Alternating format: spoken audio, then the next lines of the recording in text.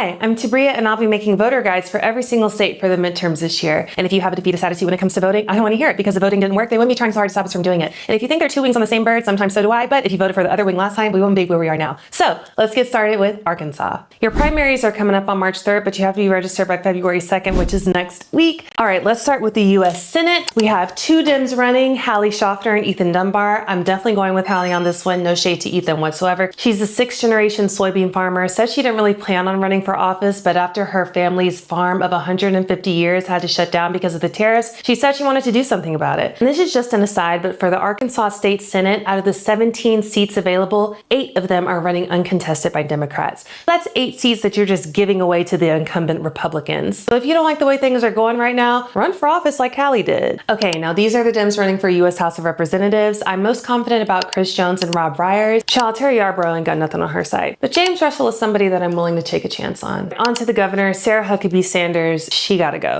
She recently bragged about Arkansas being the #1 pro-life state in the country, yet y'all are #2 in infant mortality. So she's in favor of building a mega prison that would cost y'all at least $800 million. So y'all got all that money to invest in a prison, but not into rehabilitation or the community. Got it. And last year, she pledged to invest up to $50 million of y'all's retirement money in Israeli bonds to show her support for the Israeli government. So now look, you gotta admit, regardless of whatever side of the aisle you're on, she is not putting the people of Arkansas first. But Fred Lovewood, he's heavy on education, prison reform. He opposes that mega prison, by the way, and he wants to expand healthcare and create more jobs. All right, next is the Secretary of State, and they do a lot of different things, but overseeing elections is the biggest one. So you need someone who's honest and is going to maintain fair elections. There's only one Democrat running. Her name is Kelly Grapp, and she's all about fairness and integrity when it comes to elections, so she'd get my vote. And lastly, you have Commissioner of State Lands, and they have a lot of influence over housing stability and whether families keep or lose their land. It's a really important position, but no Democrats are running, only 2 Republicans, and one of them is the current Secretary of State, so I'm sure he'll get it. You'll still have your Lieutenant Governor, Attorney General, Treasurer, and Auditor of State on the ballot, but they're all running unopposed. So those Republican incumbents are just going to get that position scot-free. That is all for Arkansas, and not gonna lie, kind of nervous for you guys, but I really hope y'all are able to elect some people who put y'all first, because you deserve it. You can screenshot the voter guide or find it in my bio where you can click all the links. All right, your homework.